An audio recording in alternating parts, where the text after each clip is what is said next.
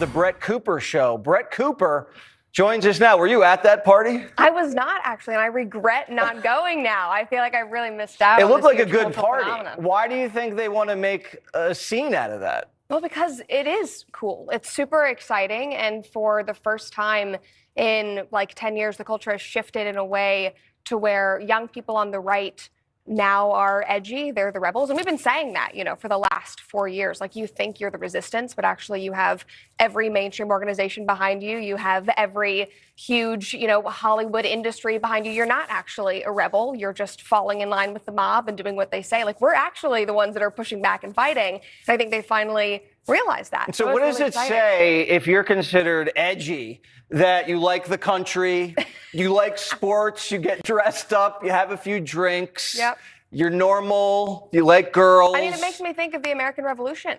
I mean, we think about those guys, and they were pretty normal, and they were, wanting freedom, and they were wanting the life that we have built now in this country. And they were pretty young. They were very young, which I think people often forget. These were, 17 to 22-year-old men who were hungry and huge dreamers, and I feel like we're getting back to that actually in a very cool way. What does it mean for the culture that Jim Acosta is stepping down? I had to look up who Jim Acosta is. So No. I literally did. So I think that tells you where Gen Z's priorities are right now. I was like, who is this guy? Why do I care? No one your age watches Jim Acosta. No. And if we do, it's because we see him on X and people are making fun of him. More people see Jim Acosta on this show than they see on CNN. Which is unfortunate. So where are we going now as a media? Are you now the tip of the spear? I think that we are moving more and more independent. I just left the Daily Wire. I'm starting my new show. I wanted to be independent. I watched the media landscape change over the last couple of years, but especially leading into this, election.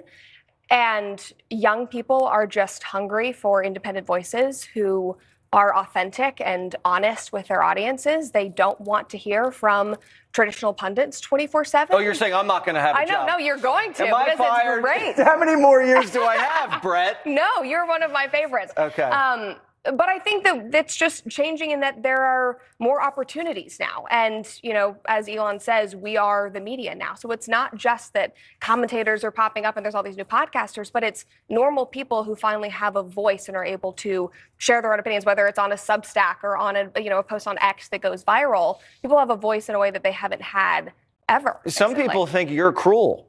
I know. They think you're mean, you're a mean girl, you're exclusive, you're not tolerant. What do you say when they say that to you? I don't care, Margaret. I really don't care.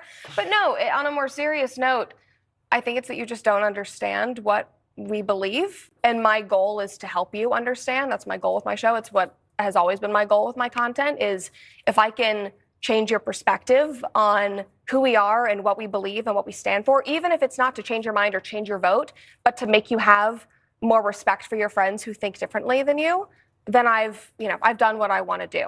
And so I think that it's just trying to reach across the aisle with nuance and empathy. Because I think that things are changing. We saw that in 2024. And so I think there's a lot more progress to be made. It's like Fetterman. We can have a conversation. Exactly. There's a lot of room at the Cruel Kids table. I'm welcoming you. I'm happy to have you. All right, Brett, good to see you. Thank you so much. Yeah, thank you for having me. Her first time on Fox, how did she do? I was so nice. You were very nice. Thank you.